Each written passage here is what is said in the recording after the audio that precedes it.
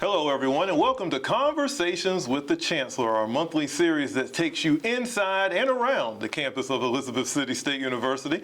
I'm Clay Mercer, and as always with me is the Chancellor of ECSU, Dr. S. Keith Hargrove, Sr. Chancellor, welcome to the show. And I tell you what, the season, I know the summer is here, and we're trying to get through the summer, get ready for the fall. I'm a fall person. I like the leaves when they fall. I like the cool weather coming in. Yes. What is your favorite season of the year? Yeah, I would say the same, mainly because I love college football. I love college football on a national level, but also HBCU college football. And so I keep abreast of all the college games of the HBCUs, and certainly here at ECSU. So it's always a fun time. I like to go as many games as possible, certainly supporting the Vikings. And it's been, I've been to every game since the season started. Maybe the result hadn't been what I prefer, but I do want to give a shout out to our amazing football team. They are getting better every game. Very much so. Demonstrating effort, commitment, good coaching, and I'm optimistic that in the upcoming games, we're going to get a few W's. I believe so, too. It's really looking good. The team has been looking better and better every game, so looking forward to seeing how the rest of the season goes. Of course, Chancellor, we have some important topics to speak on today, and I'm so happy we have our viewers and listeners with us as we go into this. Now, recently, as we talked about on the past show, Elizabeth City State University announced the specific numbers in reference to the record growth here when it comes to enrollment. Now, this is the 9th consecutive year of growth here at ECSU, and I want to delve into those numbers just for a moment. First, the big one. Obviously, over 2,300 students enrolled here on the campus, a 4.5% increase from last year. Definitely positive momentum for the institution. Yes, absolutely. And to be honest with you, that's a test to the previous leadership of ECSU. Credit goes to Dr. Dixon and Dr. Edmonds and the initiatives that they laid out and the deployment of those strategies to increase our enrollment. Also, a big shout out to our admissions and recruitment, the kind of targeted recruitment that they've implemented over the last year or 2 years has resulted in that. Our incoming freshman class, for the most part, has stayed pretty much the same, but we have really grown our enrollment in terms of adult learners, new student online, and a combination of all of those has led to a record enrollment, the highest in the last 9, as you mentioned, 9 years of 2359. And I'm just excited about the direction where we're going at the university, the kind of student, the quality of the students that have been attracted to our institution, and the growth of the academic programs, the different majors that the students are selecting. I think the future is extremely bright for the university, and that's where we are now, but I will share with you in terms of our strategic goals. We intend to go higher. I think we are in a position to be anywhere between 2,500 to 2,800 students. And that may not all be students on campus, growing our online programs as well as commuter students, but also with the new facilities that we have on campus, we're able to house as many as 50% of our students here on this campus. So fantastic opportunities for growth, and we are destined for great things. Yeah, and I also, a few other numbers that caught my eye. I looked at the 14% increase in adult learners and the 12% increase in continuing students. Both of those are just moving in a positive direction for the university. Yeah, absolutely. And that's also a test to the great faculty that we have here, too. Retention is always the biggest challenge for any academic or university, getting students to return back to the institution, and which is always a function of their academic progress, financial support, and what is traditionally called a sense of belonging at the institution. So I believe we're putting all three of those attributes, those variables together, such that the Viking experience is unlike any other, and we can retain more students. Of course, everyone, you can go to the website, ecsu.edu, to see more about these numbers and the continued growth here at Elizabeth City State University. And a major part of the increase we have seen really stems from the recruiting efforts, and Chancellor just spoke about that a few moments ago. The ECSU Office of Admissions and Recruitment, they've continued to put a strong effort together to present this wonderful university to the masses. We see these efforts, obviously, at events like the Down East Viking Football Classic and everything that surrounds that takes place in Rocky Mount, as well as Viking Showcase, which is coming up on October 4th. One thing we know is that recruiting never stops here on the campus, and everybody from faculty, students, staff, alumni, we're all recruiters, and we want everybody to come, obviously, to ECSU. But Chancellor, if you could just speak on the importance of showcasing the university as much as possible anytime we can. Yeah, absolutely. So on October 4th, we'll have an opportunity to put on display what this university offers. We expect to have literally hundreds of high school students here to expose them to the more than 32 plus academic degree programs that we have. For them to look at not only the degrees, but meet with faculty and meet with other students, as in current students that are here, to get a feel of what the college experience is like. We will also have the students visit some of the academic degree programs, visit some of the labs as well, meet some of the faculty, and talk about this is a type of degree that can lead to this kind of career. What I was really pleased about here at ECSU, if you look at the top 10 most in-demand college degrees, this institution has 7 of the top 10.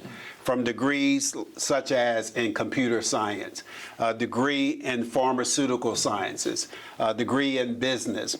Those are very in-demand college degrees that are offered here. But we also, of course, some of our signature programs in aviation, also in homeland security for online students, and emergency management. These are very unique targeted degree programs for a targeted career opportunities. And so that really what makes this institution unique, the degrees that are unique, and having the students here on our campus to see these programs, learn more about them, and hopefully as a result they will decide to come here and pursue those respective degrees offered by our institution. Yeah, it's nothing like life as a mighty Viking. And again, Viking Showcase is a great opportunity. Again, it's taking place on October 4th, and registration is available now for that. Again, all of this information available online at ecsu.edu. Again, we welcome you here to Conversations with the Chancellor. Clay Mercer here with ECSU Chancellor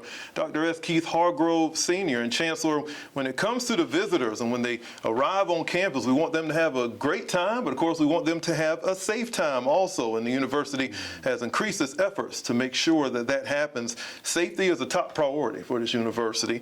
And I believe some of our listeners and some of the people that are watching who have come out to events like ECSU, Mighty Viking Football at Roebuck Stadium, may have seen some of the changes that have happened to make sure that safety stays at the top where it needs to be.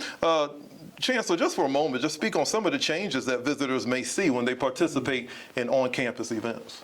Yes, so great question. So allow me to reiterate your statement about safety and security. That is indeed a top priority for our institution. And our campus security, our faculty and staff, administration, we have in making that a priority for our students in particularly, but for the campus as a whole. Let me also give credit to the city of Elizabeth City, the city police as well, making that a priority as well. And so over the last few months, there are 3 specific things that we've done to enhance overall safety on campus. We've added some additional personnel that are part of our campus security, and our students and the campus will see that when it comes to access to the campus. And we're looking forward to ensuring that at peak or times where there's a higher probability of incident on campus, that we have those personnel here on campus. That's also for public events or university events as well, such as football games and other events such as that. I would also say, secondly, we have enhanced our campus camera and technology system. So if you're on campus bringing a vehicle, I can assure you that we know you are on campus and we have documented your license plate and probably got images of you yourself on this campus. Yes. So I say that in a sense of campus safety and security, not in a sense of surveillance or kind of that kind of thing. But I want everyone to be aware that this is a welcoming campus, but also safety and security as well. And then the last thing is, even though we want this to be a welcoming campus, we intend to enhance the fencing around the campus, not to isolate ourselves, but to provide an area that clearly states that this is the campus of Elizabeth State University. This is the grounds, this is the footprint that we are responsible for in terms of making it a safe place to live, work, and learn. And so you will see some enhancements happening on the perimeter of the campus in the coming weeks and the coming months ahead. We've already demonstrated some of that. Right now, every day, 7 days a week, from 10p to 6a, there will be only one access to the campus, and the other access points will be closed. Therefore, in the late evenings, early mornings, we clearly will be documenting who comes on campus during that period of time. So these are just efforts, again, to make our students safe, but the campus safe as well. I can relate to that. I have a son who's a college student, and just where he attends school, I would want that place to be safe. And as Chancellor and responsible for the students that are attending this institution, I too would want to make this a safe and secure environment for learning, working as well. Yeah, so again, we want the students to feel as safe and be as safe as they need to be. And again, we have upcoming events like ECSU Homecoming will be taking place. And so when you alums and all you community people come out onto the campus, we want to make sure you're safe. And the university is doing a great job implementing those safety measures to make sure that that happens. Again, I think that's wonderful, Chancellor. Great to see that. And again, another top priority for this university that I'm sure will be laid out in the strategic plan, which we are eagerly anticipating, looking forward to seeing that, as well as the continued growth of our strategic partnerships. And I feel like that's important too, whether it's partnering with other institutions or organizations in the community. Collaboration breeds success, and I think we've seen that over the years. Speak about how vital these partnerships are for the university and how students really benefit from these cooperations that we have. Yeah, absolutely. So a good example of that, just this past weekend, COA, the College Albemarle, had an amazing musical event. And we had some students attend that event, including myself and many faculty and staff administrators. And that demonstrates the collaboration between two higher education institutions here in this great city of supporting each other. And we've also, myself and my team have visited the NEAT school, which is a charter school with a focus on STEM and aviation. That's a partnership that we're looking to grow in terms of attracting students and supporting that school as well. And even with the city itself, I talk with the mayor probably at least once or twice a week. And we talk about ways that how we can enhance the town and gown relationship and having more activities, whether it's focused in the arts, culture, sports, athletics, and even academics. I've shared with the mayor that as an institution, we want to be a place where learning and educational support is available for the residents of this city and this county. I'm committed to that. Our faculty is committed to that, and we want to expand the services that we provide at this institution. And so whether it's the other educational institutions, I'm excited about our relationship with the superintendent here in the city and with the local high schools and K-12 promoting STEM, as well as doing more partnerships with our Department of Education. So we're excited about strengthening, expanding, and enhancing these partnerships, which again, as I've often said, I believe our role is to do what we can to enhance the quality of life of residents in this city and this county. As an institution, as a place for higher learning, we're committed to do that.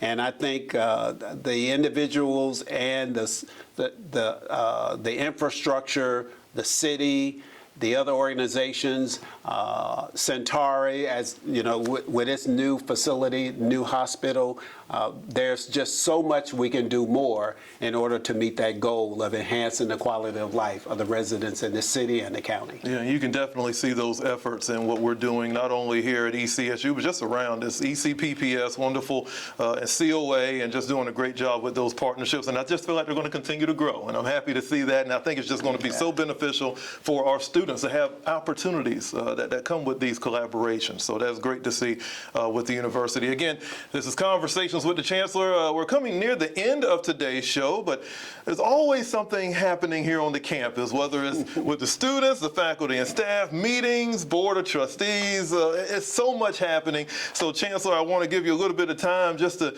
kind of give us some information on any kind of dates that we need to kind of keep in mind that are upcoming over the next month or so. Yeah, well, no question, I myself will be attending a Board of Governors meeting in a couple days, as well as we'll be interacting with the foundation board as well. But I've also had a conversation with our Board of Visitors. And so I would say that the Down East Classic is at the top of that list. But I do want to encourage the community to come out for the football games and the many activities that you will see advertised, either for us, but for COA or MACU or in the city as well, in the downtown by the waterfront. Please find the time to come out and be engaged, no matter who is sponsoring that event. I think all of those type of activities enriches the environment. Also, there's a current arts display here on campus at the K.E. White Center. I want to encourage for our community to come out and visit that display as well. And so look on our website. You can find a lot of those activities that are happening here on campus.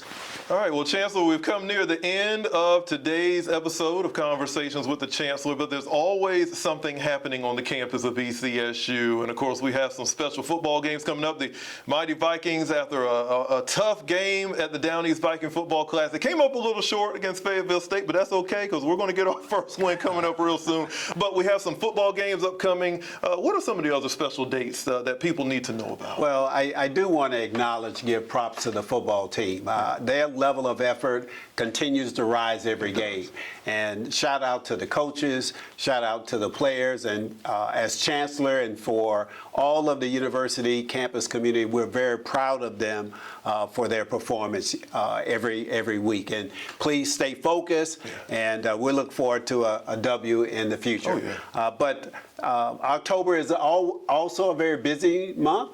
We're looking forward to October 4th. We will have 200 to 300 high school students on campus, again, to learn about the programs that we offer. And then we have the Shades of Pink event, sponsored by Centauri.